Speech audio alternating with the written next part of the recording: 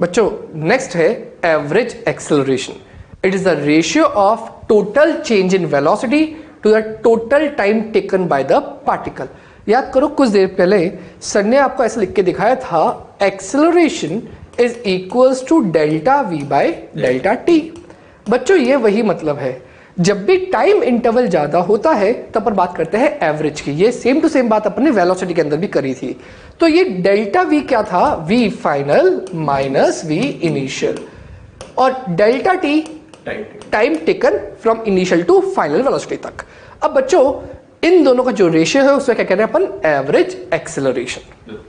तो बच्चों इसी में आगे बढ़ते हुए एवरेज एक्सेलरेशन के बाद अपना नेक्स्ट टाइप है, दैट इज इंस्टेंटेनियस एक्सेलरेशन। तो बच्चों इन टर्म्स को हम लोग इतनी बार बोल चुके हैं, स्पीड में, वेलोसिटी में, एक्सेलरेशन में, कि अब आपको सारी चीजें एकदम से याद हो गई होंगी। तो बच्चों एवरेज है, एवरेज में लिखा delta we upon delta T, जो एक बड़े इंटरवल की स्टडी कर रहे हैं। तो बच्चों इंस्टेंटेनियस क्या होगी, एक ऐसा एक्सेलरेशन जो किसी पर्टिकुलर इंस्टेंट के लिए पूछा गया हो, उसे हम लोग क्या बोलेंगे, इंस्टेंटेनियस एक्सेलरेशन।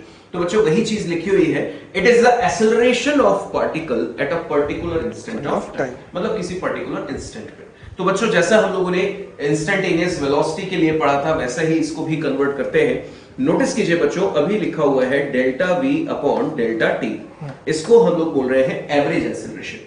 पर साइड में मैंने लिख दिया limit delta t tends to zero, मतलब जो टाइम इंटरवल है टेंड्स टू जीरो, इसको हम लोग इतना छोटा कंसीडर कर रहे हैं कि अब इसको हम लोग एक इंटरवल ना मानते हुए एक छोटे से इंस्टेंट की तरह ट्रीट करेंगे, और इस सिचुएशन में जो एक्सेलरेशन डिफाइन होगा उसको हम लोग क्या बोलेंगे, इंस्टेंटेनियस। और इसी को हम लोग क्या लिख सकते हैं बच्चों, नोटिस कीजिए, जब टाइम इंटरवल बहुत छोटा है तो डेल्टा टी को हम लोग किससे रिप्लेस कर देते हैं, dt से। और टाइम इंटरवल बहुत छोटा है तो चेंज इन वेलोसिटी की वैल्यू भी बहुत छोटी होगी। जरा गौर कीजिएगा बच्चों, यहां पर एक टर्म आ रही है, क्या टर्म आई है, ऑब्जर्व कीजिए, differentiation of velocity with respect to time. अगर मैथमेटिकली रीड करें, या फिर rate of change of velocity with time, known as instantaneous acceleration. क्या होगा बच्चों, ये यहां पर आपको कोई भी वेलोसिटी की इक्वेशन दे दी जाएगी, लाइक वेलोसिटी बराबर टी स्क्वायर, और हमें बोला गया, एक एग्जांपल ले लेते हैं कि velocity is equal to t square, और बोला गया टी इक्वल टू 2 सेकंड पर आप एक्सेलरेशन निकालिए, या velocity is equal to t square है, एक्सेलरेशन निकालिए टी इक्वल टू 3 सेकंड पे। तो हम क्या करेंगे फटाफट से कि वेलोसिटी को यहां पर रख के, I mean T square place करके उसको डिफरेंशिएट कर देंगे, तो कितना आएगा 2t, और t की वैल्यू व्हाटएवर जो भी हमको दी है प्लेस करके उस इंस्टेंट का एक्सेलरेशन निकाल सकते हैं। तो ये तो हो गई एक टर्म। पर बच्चों गौर कीजिए कि यहां पर ये जो पर्टिकुलर पार्ट है, एक्सेलरेशन इंस्टेंटेनियस, हम लोगों ने निकाला dv by dt। बच्चों आप गौर कीजिए, क्या वेलोसिटी को हम लोग dx by dt लिख सकते हैं? बिल्कुल सर, हमने वेलोसिटी सेक्शन में पढ़ा था। और बच्चों ऐसा लिखने के बाद अब ये टर्म जो है वो किस तरह से कन्वर्ट हो गई है, सॉरी बच्चों यहाँ पर थोड़ा सा d by dt हमको लिखना चाहिए, और ये हो जाएगा d2x अपॉन dt स्क्वायर, और ये हो जाएगा एक्सेलरेशन इंस्टेंटेनियस। बच्चों गौर कीजिए ये क्या लिखा हुआ है।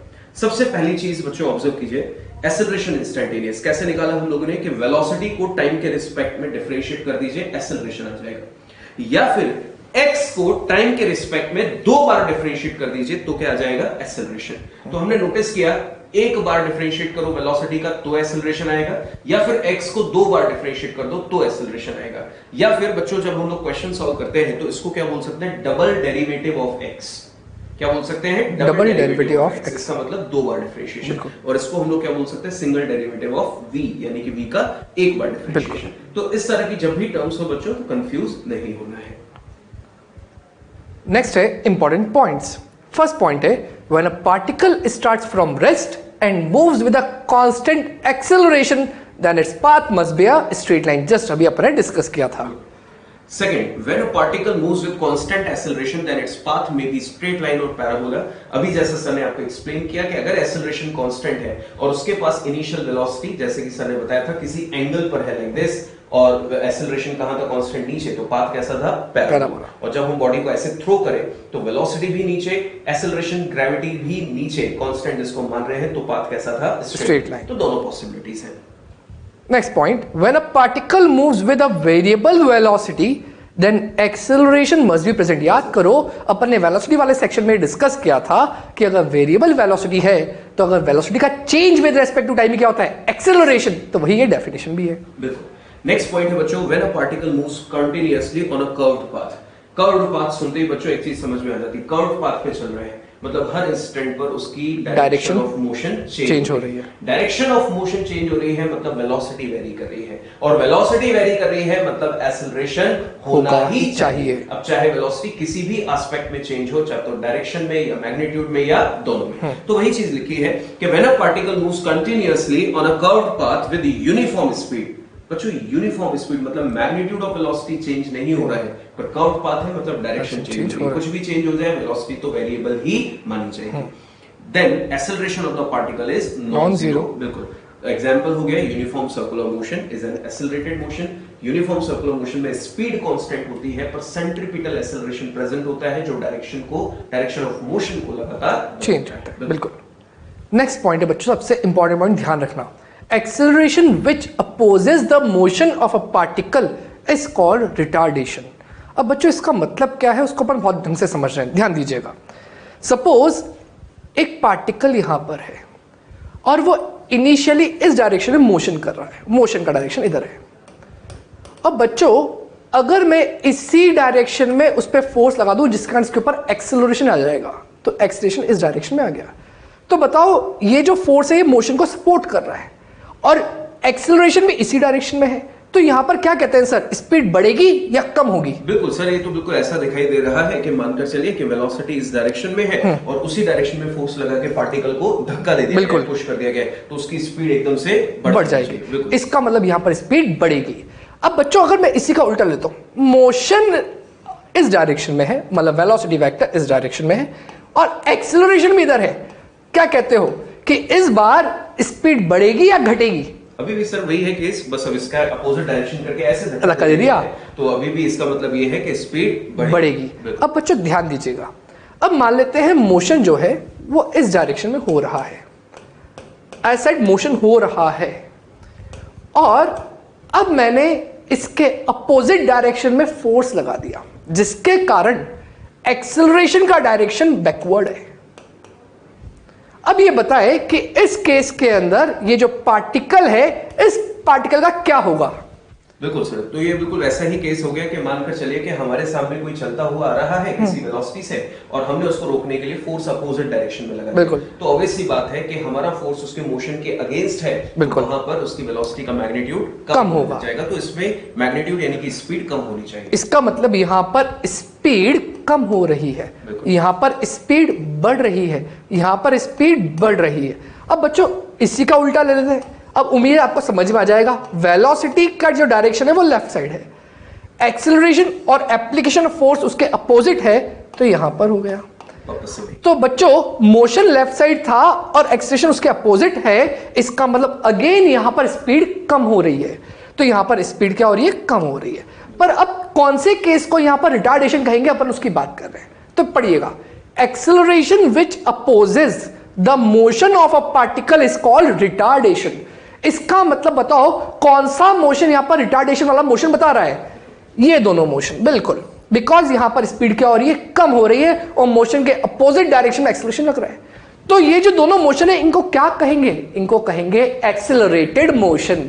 याद करो सर ने आपको कुछ वर्ड बोला था, एक्सेलरेशन, एक्सेलरेटेड, रिटार्ड, तो यहां पर क्या हो गया, ये एक्सेलरेटेड मोशन हो गया और ये रिटार्डेशन वाला मोशन हो गया। इसका मतलब यहां से एक और चीज निकाल सकते हैं अपन, ध्यान दीजिएगा, अगर वेलोसिटी वेक्टर या मोशन के डायरेक्शन और एक्सेलरेशन के बीच में एक्यूट एंगल बन जाता है, कौन सा एंगल है, एक्यूट एंगल, तो बच्चों सोचो क्या ये acceleration is a vector quantity? मैं इसके दो कंपोनेंट कर सकता हूं। तो एक कंपोनेंट जो होगा वो वेलोसिटी के डायरेक्शन के अलोंग आएगा, that is equals to a cos theta, और एक उसके परपेंडिकुलर आएगा, that is a sin theta. तो बच्चों ये जो a cos थीटा है ये इसके मोशन को एक्सेलरेट कर रहा है, इसका मतलब यहां पर उसकी स्पीड को बढ़ा रहा है, पर ये क्या करेगा, डायरेक्शन, बिल्कुल, क्योंकि ये इसके मोशन के परपेंडिकुलर लग रहा है तो इसका क्या बदलेगा, डायरेक्शन बदलेगा। कुछ देर पहले सर ने आपको एक नाम दिया था सेंट्रीपिटल एक्सेलरेशन, तो वहां पर भी कुछ ना कुछ आपको ऐसे देखने को मिलेगा कि वहां पर एक एक्सेलरेशन क्या होगा, मोशन के परपेंडिकुलर होगा। अब बच्चों क्या यहां पर मैंने क्या बोला, अगर एंगल कैसा बन रहा है, एक्यूट, अगर एक्यूट बन रहा है तो मोशन कैसा हो जाएगा, एक्सेलरेटेड, मतलब स्पीड इंक्रीज होगी। तो यहां पर अगर मैं इसका उल्टा ले लेता हूं कि वेलोसिटी और एक्सेलरेशन के बीच का जो एंगल है वो बन रहा है ऑब्ट्यूज। इस केस के अंदर क्या एक्सेलरेशन के वापस दो कंपोनेंट कर देते हैं, ये हो जाएगा a cos थीटा और ऊपर वाला कंपोनेंट हो जाएगा a sin थीटा। अगर बच्चों ऐसा हुआ कि ये a cos थीटा और ये वाला क्या हो गया a sin थीटा, तो a cos थीटा तो इसके मोशन को अपोज कर रहा है, मतलब रिटार्ड कर रहा है, मतलब यहां पर स्पीड डिक्रीज होगी। और जो a sin थीटा है वो मोशन के परपेंडिकुलर लग रहा है, तो यहां पर उसके डायरेक्शन को चेंज करेगा। तो एक्सेलरेशन का वो कंपोनेंट या तो जो मोशन का सपोर्ट कर रहा है वो तो स्पीड को इंक्रीज करेगा, या जो मोशन का अपोज कर रहा है वो स्पीड को डिक्रीज करेगा। तो रिमेंबर वन थिंग जो सर ने आपको बात बोली थी कि एक्सेलरेशन चेंजेस द स्पीड। अब यहां से अपन उसका क्लैरिफिकेशन कर सकते हैं कि वो चेंज का मतलब डिक्रीज है या इंक्रीज है। अगर वो मोशन के अपोजिट है तो डिक्रीज होगा चेंज, और अगर वो मोशन के सपोर्ट में है तो इंक्रीज होगा। इसका मतलब किसी ने लिखा है 5 मीटर पर सेकंड स्क्वायर, तो एक सेकंड में स्पीड का चेंज 5 मीटर पर सेकंड है, पर अगर वो सपोर्ट में हुआ तो वो स्पीड को 5 मीटर पर सेकंड इंक्रीज करता जाएगा, अगर वो अपोज में हुआ तो 5 मीटर पर सेकंड डिक्रीज करता जाएगा। तो बच्चों यहां पर आपने नोटिस किया, इसको अब हम लोग समराइज कर देते हैं, और जैसा सर ने लास्ट एग्जांपल दिया उसको जल्दी से एक रैपिड फायर की फॉर्म में हम लोग आपसे पूछ रहे हैं। ऑब्जर्व कीजिए बच्चों, acceleration equal to 7 metre per second square. What do you mean by acceleration equal to 7? यहां पर सेकंड वेलोसिटी का मैग्नीट्यूड 7 से बढ़ रहा है या कम हो रहा है? कुछ नहीं कह सकते सर, अभी आपने मोशन बताया ही नहीं है। बिल्कुल। तो बच्चों जैसा सर ने आपको सिखाया कि जब तक वेलोसिटी की डायरेक्शन हमें नहीं पता है तब तक हम लोग इसको क्या बोलेंगे कि पर सेकंड वेलोसिटी का मैग्नीट्यूड 7 से चेंज हो रहा है। अब बढ़ रहा है कम हो रहा है, उसके लिए हमें क्वेश्चन में यहां पर वेलोसिटी बतानी पड़ेगी। मान लो ये +7 है और मैंने वेलोसिटी भी दे दी पॉजिटिव डायरेक्शन में, तो क्या लग रहा है बच्चों, अब पर सेकंड वेलोसिटी 7 से बढ़ रही है, बिकॉज वेलोसिटी और एक्सेलरेशन दोनों की साइन सेम है। तो क्या नोटिस किया आपने कि जब वेलोसिटी और एक्सेलरेशन वेलोसिटी और एक्सेलरेशन की डायरेक्शन सेम होगी, या तो प्लस प्लस या फिर माइनस, तब स्पीड की वैल्यू बढ़ेगी। और बच्चों अगर इसी में मैं ऐसा दे देता कि वेलोसिटी माइनस में है और एक्सेलरेशन +7 है, then what do you mean by +7? तो इसका speed decrease, per second velocity का मैग्नीट्यूड 7 से डिक्रीज हो रहा है। बिल्कुल। तो बच्चों कई बार इस तरह की हम लोग एक डेफिनेशन याद रखते हैं दिमाग में कि negative acceleration known as retardation. बच्चों ये डेफिनेशन 100% सही नहीं है, क्योंकि आपने नोटिस किया कि अगर बैकवर्ड को नेगेटिव मान लें तो ये एक्सेलरेशन नेगेटिव है पर स्पीड बढ़ रही है, और ऑब्जर्व करें ये एक्सेलरेशन पॉजिटिव है पर वो स्पीड को घटा रहा है। तो क्या सीखने को मिला, जब direction of velocity and acceleration same, speed बढ़ेगी, और जब वो अपोजिट होंगे तो स्पीड कम होगी। स्पीड घट रही है तो रिटार्ड, बढ़ रही है तो एक्सेलरेट। बिल्कुल। तो वही चीज बच्चों हम लोगों ने समराइज की हुई है, आगे ऑब्जर्व कीजिए।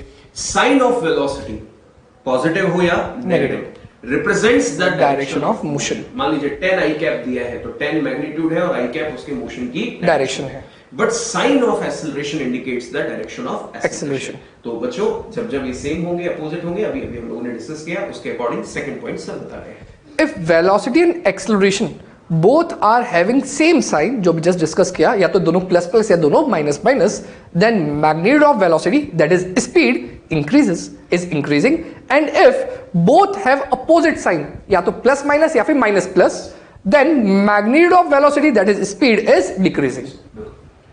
तो आइए बच्चों हम लोग मैथमेटिकल पार्ट पर आ जाते हैं जो हमारे लिए इंपॉर्टेंट है, क्योंकि कैलकुलस बेस्ड क्वेश्चन यहां पर हमको सबसे पहले प्रैक्टिस में लेने हैं। और आपको पता है कि कैलकुलस बेस्ड क्वेश्चन एग्जाम में कई बार पूछे जा चुके हैं, तो इनकी प्रैक्टिस होना भी हमारे लिए जरूरी है। तो बच्चों सबसे पहले अगर हम लोग बात करें इसमें जो चीज लिखी हुई है, अभी हम लोगों ने बच्चों जो भी डिस्कशन किया था उसी पर बात करते हैं। मान लीजिए कि आपको एक्स कोई पोजिशन का टाइम डिपेंडेंट रिलेशन दिया है, तो अगर आप x को टाइम के रिस्पेक्ट में एक बार डिफरेंशिएट कर दें तो आने वाले इक्वेशन जो होगी वो किसको रिप्रेजेंट करेगी, वेलोसिटी को। वेलोसिटी को टाइम के रिस्पेक्ट में डिफरेंशिएट कर दें दैट इज dv/dt, तो उसको क्या बोलेंगे, एक्सेलरेशन। x को डिफरेंशिएट करो वेलोसिटी, वेलोसिटी को डिफरेंशिएट करो एक्सेलरेशन, तो ये चीज वहां पर लिखी है। और बच्चों जैसा कि हम लोग जानते हैं मैथमेटिक्स में कि जो डिफरेंशिएशन है उसका रिवर्स प्रोसेस क्या होता है, इंटीग्रेशन। तो बच्चों आंसर दीजिए, x से v जाना था तो डिफरेंशिएट किया, v से a जाना था तो डिफरेंशिएट किया, अब लौट कर वापस आना है। बच्चों सोच के बताइए कि अगर a से v की तरफ आएंगे तो क्या करना पड़ेगा, इंटीग्रेट कर। अब थोड़ा सा हमें डिस्कशन करना है, चेक कीजिए कि अगर एक्सेलरेशन को टाइम के रिस्पेक्ट में इंटीग्रेट कर दिया जाए तो जो आंसर मिलेगा बच्चों वो किसका होगा, चेंज इन वेलोसिटी का। किसका होगा, चेंज इन वेलोसिटी का। Change in velocity.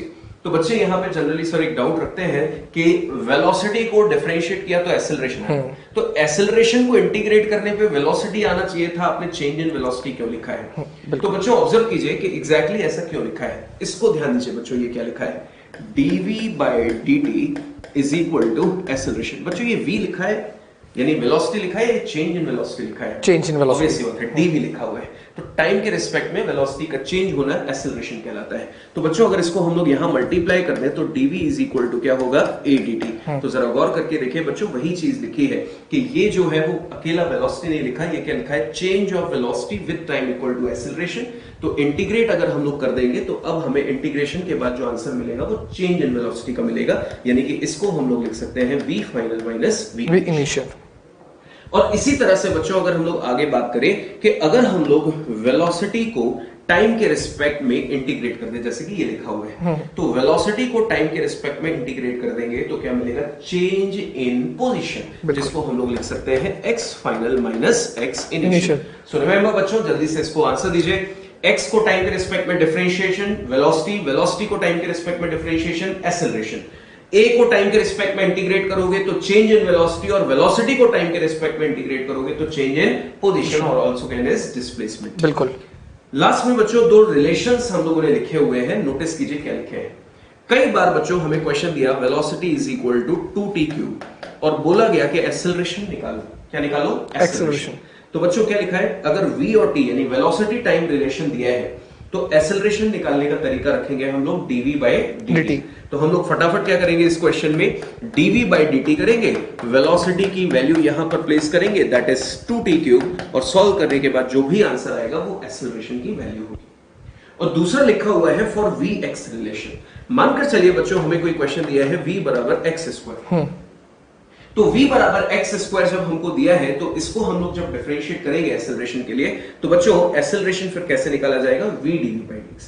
हालांकि इसको हम लोग अपने चेन रूल से सॉल्व कर सकते हैं, बट फिलहाल हम लोग इसको अगर जल्दी से सॉल्व करना चाहते हैं तो for vx relation a is equal to v dv/dx। इसको कैसे अप्लाई करना है और कब करना है, जब v और x का रिलेशन हो तो एक्सेलरेशन लिखने का तरीका होगा a equal to v dv/dx। मतलब एक बार तो v को बाहर रखें दैट इज x², और उसके बाद उसी v का वापस से डिफरेंशिएट कर दे x के रिस्पेक्ट में, तो इसको सॉल्व करने के बाद जो भी आंसर होगा वो हमें एक्सेलरेशन की वैल्यू बताएगा। So for vt relation dv/dt and for vx relation v dv/dx। अब सर यहाँ पर मेरे मन में कुछ डाउट है जो बच्चों के मन में आते हैं। अब उनमें से पहला डाउट है सर कि अगर dv/dt आप एक्सेलरेशन कहते हैं तो सपोज मैं यहाँ पर लिख देता हूँ dv/dt इज इक्वल टू 0, तो इसका मतलब आप क्या समझेंगे कि यहाँ पर एक्सेलरेशन 100% 0 होगा या नहीं होगा? बिल्कुल। तो बच्चों ऑब्जर्व कीजिए यहाँ पर क्या लिखा हुआ है, ये लिखा हुआ है वेलोसिटी। बिल्कुल। और इसको पूरा पढ़े तो क्या लिखा है, rate of change of velocity with time equal to 0। Rate of change of velocity with time equal to 0 मतलब वेलोसिटी टाइम के साथ चेंज नहीं हो रही है। और बच्चों वेलोसिटी कैसी क्वांटिटी है, वेक्टर क्वांटिटी, और अगर वो चेंज नहीं हो रही है तो वेलोसिटी कैसी हो गई, कांस्टेंट। बिल्कुल। और वेलोसिटी अगर कांस्टेंट है तो इसका मतलब acceleration must be 0। So here I can right कि एक्सेलरेशन 100% क्या होगा, 0 होगा। अब सर मान लीजिए कि अगर मैं इसको लिख देता हूँ d mod v/dt, अब ये टर्म इक्वल टू 0 है, then please comment for acceleration again. बिल्कुल बच्चों ऑब्जर्व कीजिए कि अगेन सर ने एक और अच्छा क्वेश्चन आप लोगों के लिए पूछा है। बच्चों यहाँ पे कहीं मॉडुलस नहीं था, तो ये हम लोग वेलोसिटी रीड कर रहे थे जिसके पास मैग्नीट्यूड डायरेक्शन दोनों थी, बट इस बार क्या लिखा है, मॉडुलस ऑफ वेलोसिटी, या बोल सकते हैं मैग्नीट्यूड ऑफ वेलोसिटी। बच्चों मैग्नीट्यूड ऑफ वेलोसिटी इसको हम लोग क्या बोलेंगे, स्पीड।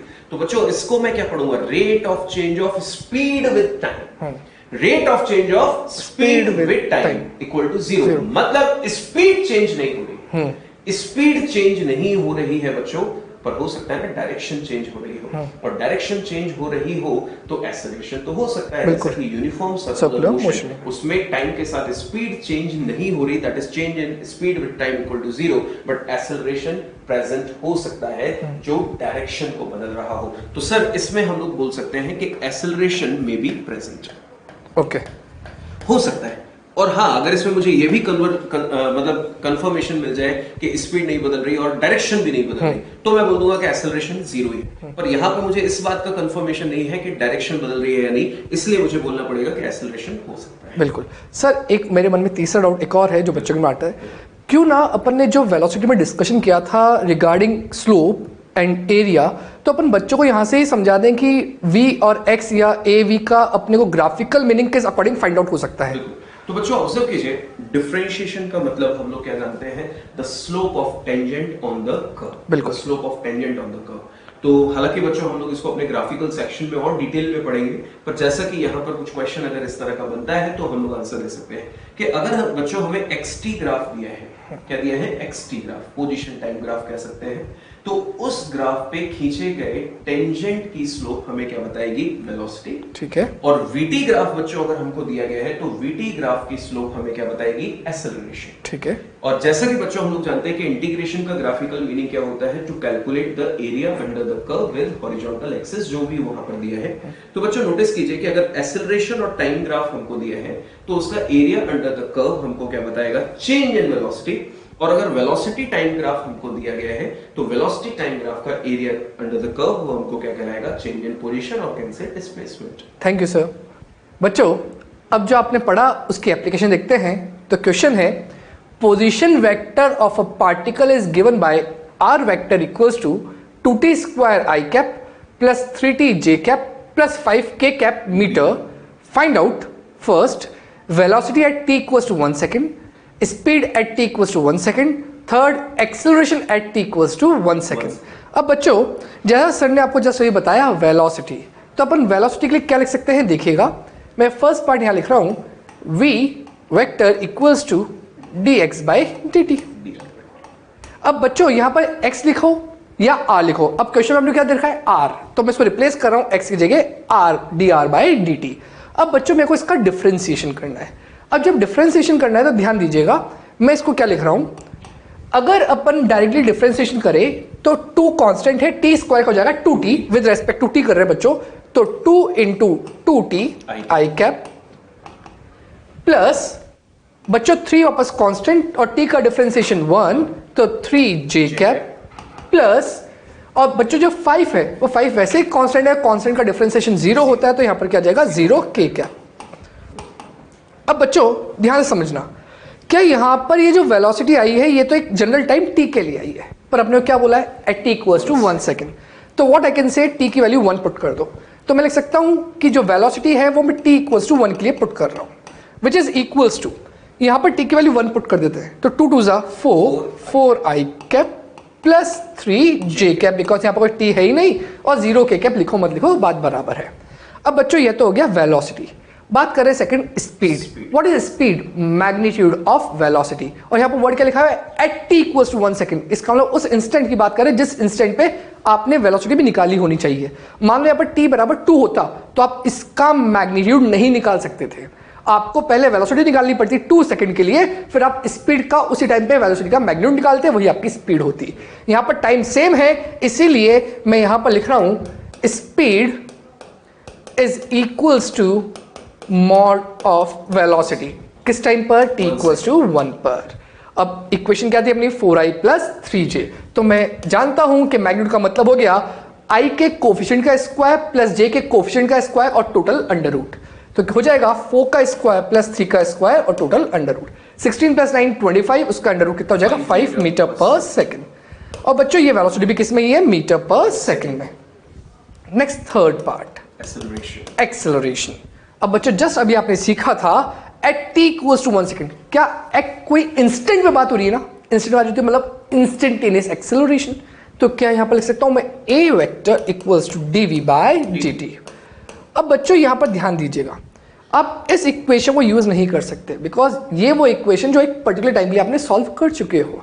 यहां पर तो वेलोसिटी की टाइम डिपेंडेंट वाली इक्वेशन आएगी जिसको आप डिफरेंशिएट करोगे, मतलब ये फर्स्ट इक्वेशन।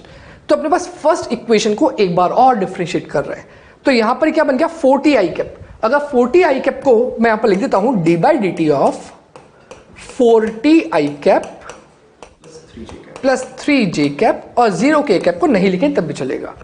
अब बच्चों यहाँ पर जब इसका डिफरेंशिएशन करेंगे तो बचेगा 4i cap plus 3j cap, 3 एक कांस्टेंट है जिसका आंसर क्या हो जाएगा 0। तो आंसर सिर्फ क्या आएगा बच्चों 4i कैप।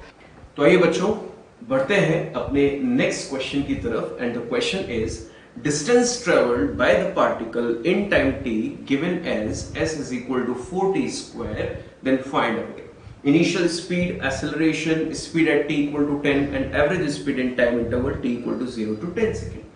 तो बच्चों सबसे पहले इनिशियल स्पीड पता करते हैं। तो बच्चों इनिशियल स्पीड पता करने के लिए हमें वहां पर s को टाइम के रिस्पेक्ट में डिफरेंशिएट कर देना चाहिए सो दैट बच्चों मैं यहीं पर इसको लिख रहा हूं तो v इज इक्वल टू क्या आ जाएगा ds by dt according to that equation. बच्चों अगर हम लोग s की वैल्यू देखें तो कितनी है 4t स्क्वायर, तो 4 कांस्टेंट है उसको बाहर निकाल दें और t स्क्वायर को हम लोगों ने टाइम के रिस्पेक्ट में डिफरेंशिएट कर दिया। तो बच्चों t स्क्वायर का t के रिस्पेक्ट में डिफरेंशिएशन कितना होगा 2t। So here I can right 4 into 2t which is equal to 8t, that is the expression of speed depends on time। बिल्कुल। अब बच्चों हमसे बात की जा रही है इनिशियल स्पीड की एंड ऑलवेज रिमेंबर जब भी हमको प्रैक्टिस में initial speed, initial velocity, initial acceleration, initial position इस तरह की टर्म्स दी जाएंगी, इसका मतलब हमसे बात की जा रही है एट t इक्वल टू 0। तो बच्चों हमें क्या करना चाहिए कि अगर इनिशियल स्पीड निकालनी है then put t equal to 0। So for initial speed put t equal to 0।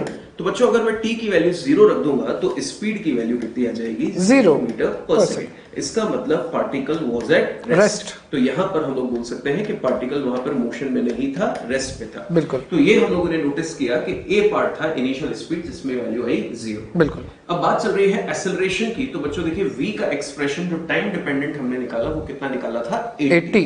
तो अगर हम लोग इसको अगेन डिफरेंशिएट कर दें विद टाइम तो हमें क्या मिल जाएगा वहां पर एक्सेलरेशन का मैग्नीट्यूड। तो बच्चों बी सेक्शन हम लोग यहां पर लिख रहे हैं that is a is equal to dv by dt। बच्चों ऑब्जर्व कीजिए v की वैल्यू हमको कितनी निकाली है हमने टाइम को प्लेस करने के पहले, वो कितनी थी 8t, जो वेलोसिटी का या कह सकते हैं मैग्नीट्यूड ऑफ वेलोसिटी का टाइम डिपेंडेंट रिलेशन था। सो ऑब्जर्व कीजिए ये हो गया हमारे पास कितना 8t। बच्चों 8 एक कांस्टेंट है, t का t के रिस्पेक्ट में differentiation 1। So here I can write acceleration equal to 8 metre per second square. बच्चों गौर कीजिए अभी सर ने आपको प्रीवियस केस बताया था बिल्कुल वैसे ही यहां पर एक्सेलरेशन कहीं भी टाइम डिपेंडेंट नहीं आ रहा है। इसका मतलब एक्सेलरेशन का मैग्नीट्यूड कैसा है कांस्टेंट। तो whatever is the time instant acceleration की वैल्यू हमेशा इस केस में फिक्स है। आगे बात करते हैं बच्चों अपने सी सेक्शन पे लिखा हुआ है speed at t equal to 10 second. तो बच्चों स्पीड का एक्सप्रेशन हमको यहां पर दिया गया है। तो फर्स्ट ऑफ ऑल अगर हम लोग सी सेक्शन की बात करें तो v की वैल्यू हमको कितनी दी गई है 8t। बच्चों अगर हमें t की वैल्यू 10 सेकंड पे निकालनी है तो हम क्या करें पुट t इक्वल टू 10। तो v की वैल्यू आ जाएगी हमारे पास कितनी यहां पर 8 into 10 is equal to 80 metre per second. ये आ गया अपने पास speed at t equal to 10 second. बिल्कुल। बट बच्चों अब लास्ट केस की बात करें, यहां पर जो टर्म लिखी है वो क्या लिखी है average speed. Average speed in time interval 0 से 10 सेकंड। तो अपने को वैसे ही समझ में आ गया 0 से 10 सेकंड एक बड़ा इंटरवल है और बड़ा इंटरवल है तो हम यहां पर बोल सकते हैं कि इस पर्टिकुलर केस में हमें डिफाइन करनी होगी एवरेज स्पीड। बट रुकिए, इसको सॉल्व करने के पहले हम लोग इसको सॉल्व करने के पहले पता कर लेते हैं कि पार्टिकल का पाथ कैसा है। बच्चों नोटिस कीजिए initial speed 0, particle starts from rest, acceleration constant. तो याद कीजिए अभी सर ने आपको एक्सेलरेशन में सिखाया हुआ है कि when particle starts from rest and moves with constant acceleration then path must be a straight line। When particle starts from rest and moves with constant acceleration, then path must be a straight line। तो बच्चों notice कीजिए particle का path हमें समझ में आ गया कि particle का पाथ कैसा है स्ट्रेट लाइन। और आपको पता है कि अगर वो स्ट्रेट लाइन में डायरेक्शन चेंज नहीं कर रहा है, एक ही डायरेक्शन में चला जा रहा है, तो ये अगर उसकी इनिशियल पोजीशन है और ये उसकी फाइनल पोजीशन है तो यहां से यहां तक की जो भी लेंथ होगी वो क्या बन जाएगी उसकी डिस्टेंस कवर। तो बच्चों अगर मैं डिस्टेंस कवर्ड निकालना चाहता हूं तो सबसे पहले क्या करूं इनिशियल पोजीशन निकालूं t बराबर 0 पे, क्योंकि मुझे 0 से 10 सेकंड तक की डिस्टेंस चाहिए और t बराबर 10 सेकंड पर उसकी फाइनल पोजीशन निकालूं। तो इन दोनों के बीच का जो भी डिफरेंस होगा वो हम लोग इन फॉर्म ऑफ डिस्टेंस वहां पर प्लेस कर सकते हैं। तो ऑब्जर्व कीजिए बच्चों हम लोग अब डी सेक्शन पर डिस्कशन कर रहे हैं। सबसे पहले मैं क्या करूं यहां पर s की इक्वेशन में t बराबर 0 रख दूं तो इनिशियल पोजीशन मिल जाएगी। तो ऑब्जर्व कीजिए एट t इक्वल टू 0, तो s at t equal to 0, तो ये हो जाएगा 4 into 0 square which is equal to 0 metre. और उसके बाद t बराबर 10 सेकेंड पर अगर मैं प्लेस करूं तो 4 इंटू 10 स्क्वायर, तो बच्चों ये कितना हो जाएगा 400 मीटर। आपने नोटिस किया बच्चों स्टार्ट कहां से हुआ, वो 0 से, और उसने 10 सेकंड बाद खत्म कहां किया 400 मीटर पे। तो स्ट्रेट लाइन होने की वजह से ये जो लेंथ है इनिशियल और फाइनल पोजीशन के बीच की, वो क्या बन जाएगी, डिस्टेंस कवर्ड। तो अब हमें कैलकुलेट करना है बच्चों average speed which is equal to total distance covered. बच्चों में डायरेक्टली लिख दो, 0 से 400 आया तो टोटल डिस्टेंस कितना आया 400, और टाइम टेकन कितना है 0 से 10 सेकंड का 10। तो एवरेज स्पीड आ गई उसकी 40 metre per second for this interval. तो बच्चों आप लोगों ने इस क्वेश्चन में वो कांसेप्ट को अप्लाई भी किया। Start from rest, constant acceleration, path must be a straight line. Next question पढ़ते हैं। x and y coordinate of a particle varies with time as x equals to 2t square and y equals to 3t. Find out magnitude of acceleration at t equals to 1 second. अब बच्चों question को solve करने के अलग अलग तरीके हैं। या तो आप इन दोनों को ही आई कैप और जे कैप के फॉर्म में लिखकर एक कंबाइन एक नया वेक्टर बना दो, उसको डबल डिफरेंशिएट करोगे तो क्या मिल जाएगा, एक्सेलरेशन, और वहां पर टाइम की वैल्यू पुट कर दो। या फिर आप इंडिविजुअली इनको डिफरेंशिएट करो, डबल डिफरेंशिएट करो, इससे आपको x डायरेक्शन का एक्सेलरेशन मिलेगा, y डायरेक्शन का एक्सेलरेशन मिलेगा, और फिर आप उसको कंबाइन करके जैसे आप मैग्नीट्यूड निकालते हैं आप उस अकॉर्डिंग आप नेट मैग्नीट्यूड निकाल सकते हो। अब बच्चों अपन कोई भी एक तरीका यूज कर लेते हैं। सपोज मैं इंडिविजुअल वाला तरीका देखता हूं, तो x equals to 2t square है, तो मुझे मालूम है कि यहां पर x equals to 2t square है, तो मैं v निकाल सकता हूं v equals to dx by dt। That is equals to, बच्चों 2 तो कांस्टेंट है और t स्क्वायर का हो जाएगा 2t, that is equals to 40, जो सर ने बोला था। अगर मैं इसका एक और डिफरेंशिएशन करता हूं, एक्सप्रेशन निकालता हूं, that is equals to dv by dt। अब बच्चों इसका डिफरेंशिएशन करेंगे तो वैल्यू क्या आ जाएगी 4। अब ध्यान दीजिएगा, वेलोसिटी वेक्टर थी, एक्सेलरेशन भी वेक्टर है, क्या यहां पर ये सब कुछ x डायरेक्शन के लिए हो रहा है? तो इसका ये मतलब हो गया कि ये तो किसके लिए होगा, आई कैप के लिए। आई कैन से आई cap, and this is also for the I cap. अब बच्चों सिमिलरली फॉर y डायरेक्शन, अगर मैं y डायरेक्शन की बात करूं तो y is equals to 3t, तो मैं यहां लिखता हूं v vector for y direction, और ये किसके लिए था बच्चों, x डायरेक्शन। तो यहां लिख सकता हूं इसको dy बाई dt। अगर मैं इसका डिफरेंशिएशन करूंगा तो मेरे पास आएगा 3 और j कैप, क्योंकि t dt बाई dt क्या हो जाएगा 1 और 3 कांस्टेंट था, इसलिए क्या बन गया 3j कैप। अब मैं इसका एक्सप्रेशन निकाल रहा हूं y डायरेक्शन वापस, तो इसको मैं वापस लिख देते हैं ax। तो ध्यान दीजिएगा इस बार वेलोसिटी कांस्टेंट है, मतलब चेंज नहीं हो रही। तो सर ने बोला था कि rate of change of velocity is acceleration, अगर वेलोसिटी चेंज ही नहीं हो रही है तो एक्सेलरेशन 0 होगा। या फिर आप मैथमेटिकल सोचो तो 3 का differentiation with respect to time क्या होगा 0, तो आंसर क्या आ गया 0 वेक्टर आ गया। अब बच्चों ये जो 0 वेक्टर आया है ये ay और ax आ गया। मान लेते यहां पर कोई वैल्यू आती किसी क्वेश्चन के थ्रू, तो अपन उसको लिख देते ay इक्वल्स टू, मान लेते अज्यूम कर लेते 5j कैप आ गया, अज्यूम कर लेते। तो अपन a वेक्टर क्या लिख देते, यहां पर a वेक्टर होता ax i cap plus ay j cap, और क्योंकि यहां पर मैंने ax के अंदर ही सब कुछ लिख दिया तो मैं यहां पर लिख देता हूं ax vector plus ay vector, और ax की वैल्यू कितनी हो गई 4i cap plus 0j cap, इसके अकॉर्डिंग या 0 वेक्टर। तो क्या यहां पर जो ये 0 वेक्टर आया, ये 0 तो कोई दिक्कत नहीं है क्योंकि अपने पास सिर्फ क्या बचेगा 4 बचेगा, पर अगर यहां पर 5 होता तो मैं क्या लिखता 4i cap plus 5j cap. अब बच्चों ये जो एक्सेलरेशन का वेक्टर आया है ये अपने से नहीं पूछा है, अपने से क्या पूछा है magnitude of acceleration at t equal to 1। सोचो क्या ये एक्सेलरेशन टाइम डिपेंडेंट है या कांस्टेंट आया, कांस्टेंट आया। इसका ना यहाँ पर टाइम कुछ भी हो हर बार वैल्यू सेम आएगी, पर मैग्नीट्यूड निकालना है तो मैग्नीट्यूड इसका कैसे निकालते हैं 4 का स्क्वायर प्लस 5 का स्क्वायर, और यहां पर इसका मैग्नीट्यूड की बात करेंगे तो यहां पर हो जाएगा magnitude of acceleration is equal to 4, because यहां पर सिर्फ और सिर्फ 4i कैप था जिसका कोफिशिएंट ही मैग्नीट्यूड है उसका। स्टूडेंट्स डिस्कस करते हैं अपना नेक्स्ट क्वेश्चन, और क्वेश्चन ये थोड़ा सा लेंदी होगा क्योंकि हम लोगों ने 3 केसेस कंसीडर किए हुए हैं, पर इस क्वेश्चन के थ्रू डेफिनेटली आपको कई बार जो क्वेश्चंस अपने को एग्जाम में पूछे गए हैं उनको सॉल्व करने में हेल्प मिलेगी, क्योंकि उसी पर बेसिक क्वेश्चन हमने लिया है। At t equal to 0 particle starts from origin from rest। बच्चों लिमिट्स पता चल रही है क्योंकि हमें कहीं ना कहीं इंटीग्रेशन की यहाँ जरूरत है। Starts from origin, बच्चों x इनिशियल कितना है 0, फ्रॉम रेस्ट तो इनिशियल वेलोसिटी कितनी है बच्चों 0, और ये कब की बात की जा रही है t बराबर 0। along x एक्सिस, मतलब पार्टिकल का पाथ स्ट्रेट लाइन है क्योंकि उन्होंने x एक्सिस फिक्स कर दिया है. Its velocity is given by v equal to alpha root x, where alpha is equal to constant. Then find xt relation. तो बच्चों सबसे पहले अगर हम लोग फर्स्ट सेक्शन की बात करें तो फर्स्ट सेक्शन हमको दिया गया है, ऑब्जर्व कीजिए, जिसमें लिखा हुआ है xt रिलेशन और वेलोसिटी हमको दी गई है अल्फा रूट x.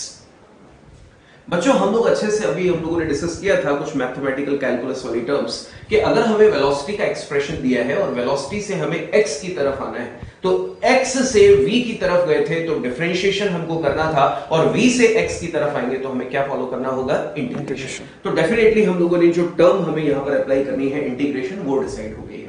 तो बच्चों इंटीग्रेट करने के लिए क्या हम लोग इस v को dx by dt ऐसा लिख सकते हैं? बिल्कुल. और ऐसा मैंने बच्चों ऐसा इसलिए लिखा बिकॉज हमें xt रिलेशन निकालना है तो t को भी इंट्रोड्यूस करना जरूरी है. और बच्चों अब हम लोग डिसाइड कर चुके हैं कि इंटीग्रेट करना है, तो इंटीग्रेट करने के लिए क्यों ना सिमिलर वेरिएबल्स को हम लोग एक साथ ले आए.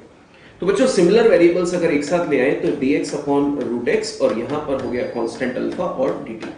बच्चों क्या डिसाइड किया, हमें इसको इंटीग्रेट करना चाहिए और लिमिट्स अगर देखें तो बच्चों 0 सेकंड पर स्टार्ट फ्रॉम ओरिजिन और मान लेते हैं कि t सेकंड बाद पार्टिकल किसी x पोजीशन पर पहुंच गया है, तो लिमिट हो गई 0 to x and 0 to t. बिल्कुल. बच्चों 1 अपॉन रूट x अगर हम लोग देखें तो रूट x को क्या लिख सकते हैं, x की पावर 1/2 और ये ऊपर चला जाएगा तो x की पावर क्या बन जाएगा, -1/2. तो बच्चों x की पावर -1/2 को इंटीग्रेट करेंगे with the help of formula x की पावर n का इंटीग्रेशन, तो x की पावर n+1 अपॉन n+1. तो बच्चों आफ्टर इंटीग्रेशन ये आ जाएगा 2 root x and the limits are from 0 to x और ये अगर 1 मान लिया जाए तो 1 का t के रिस्पेक्ट में कितना होगा, t और लिमिट होगी 0 से t. बच्चों सबसे पहले x की जगह अपर लिमिट प्लेस करें, तो अपर लिमिट जब प्लेस करेंगे तो ये रूट x ही रहेगा और माइनस करके अगर लोअर लिमिट रखें तो क्या आ जाएगा, 0. तो ये हो जाएगा 2 root x is equal to, similarly यहां करेंगे तो ये क्या हो गया, अल्फा t. तो बच्चों सबसे पहले xt रिलेशन हमसे पूछा गया है, तो बच्चों 2 और अल्फा को हम लोग कांस्टेंट है इसलिए हटा रहे हैं, या फिर मैं पहला ऐसे लिख दूं बच्चों, root x is equal to alpha by 2 into t, ऐसा लिख सकते हैं. बिल्कुल सर. और अगर मैं यहाँ पे अल्फा बाय 2 को एक प्रोपोर्शनलिटी साइन से रिप्लेस कर दूं तो ये बन जाएगा x proportional to t square. बच्चों ये हो गया हमारे पास x और t का रिलेशन. बिल्कुल सर. अब गौर कीजिए x और t का रिलेशन आ गया तो vt और at बहुत आसानी से निकाला जा सकता है. तो क्यों ना सर vt रिलेशन आपका. बिल्कुल. अब बच्चों जब vt रिलेशन की बात आती है तो अपन चाहे तो बिना डिफरेंशिएशन करे भी कर सकते हैं, बिकॉज अपनी इक्वेशन कुछ इस प्रकार से ही है. देखिए v equals to alpha root x, अगर मैं कह रहा हूं v equals to alpha root x given है तो बस vt रिलेशन निकालना है, तो v तो पहले से ही है, मेरे को t और चाहिए, उस t को लाने के लिए मुझे रूट x हटाने को मिल जाए. सोचो सर का आंसर को यूज कर लेते हैं. क्या सर ने रूट एक्स पहले से निकाल चुके हैं, root x equals to alpha by 2 t है. अब मैं उसको डायरेक्टली पुट कर देता हूं, v इक्वल्स टू अल्फा और रूट एक्स की वैल्यू अल्फा बाय 2t. तो यहां से मुझे क्या मिल गया, v equals to alpha square by 2t और अल्फा स्क्वायर बाय 2 कांस्टेंट है, अल्फा कांस्टेंट बता ही रखा है, 2 कांस्टेंट है ही सही. इसका मतलब v is proportional to t और यहां से अपना सेकंड रिलेशन आ गया. तो बच्चों बढ़ते हैं अब हम लोग थर्ड पार्ट की तरफ जिसमें AT रिलेशन दिया है. बिल्कुल. तो बच्चों AT रिलेशन, तो A को हम लोग क्या लिख सकते हैं, dv by dt. बच्चों याद है हम लोगों ने डिस्कस किया था कि अगर v और t का रिलेशन है तो एक्सेलरेशन होता है dv by dt और अगर v और x का रिलेशन है तो एक्सेलरेशन होगा v dv by dx. बच्चों दोनों से आप सॉल्व करके देख सकते हैं. हम किसी एक मेथड से बोर्ड पर सॉल्व कर रहे हैं तो हमें vt रिलेशन डायरेक्टली गिवन है, तो क्यों ना यहीं से हम लोग at रिलेशन निकाल दें. तो बच्चों a is equal to d by dt. अब बच्चों v की वैल्यू हम लोग प्लेस करते हैं alpha square by 2 into t. तो अल्फा स्क्वायर बाय 2 कांस्टेंट है बच्चों, उसको बाहर लिख देते हैं और t को t के रिस्पेक्ट में डिफरेंशिएट करेंगे तो क्या आएगा, 1. तो a आ गया कितना, अल्फा स्क्वायर बाय 2. बच्चों गौर कीजिए कि एक्सेलरेशन जो आया है वो कंप्लीटली कांस्टेंट आया है क्योंकि अल्फा कांस्टेंट गिवन है, 2a कांस्टेंट है. मतलब इन्होंने जब पूछा है AT रिलेशन निकालो तो हम बोल सकते हैं कि here acceleration does not depends on time, it is a constant quantity. और सर कभी कभार हो सकता है कि ऑप्शंस के अंदर इस a को प्रोपोर्शनल टू t की पावर 0 भी लिखा मिल जाए. हाँ बिल्कुल, क्योंकि t की पावर 0 मतलब it does not depends on t. हाँ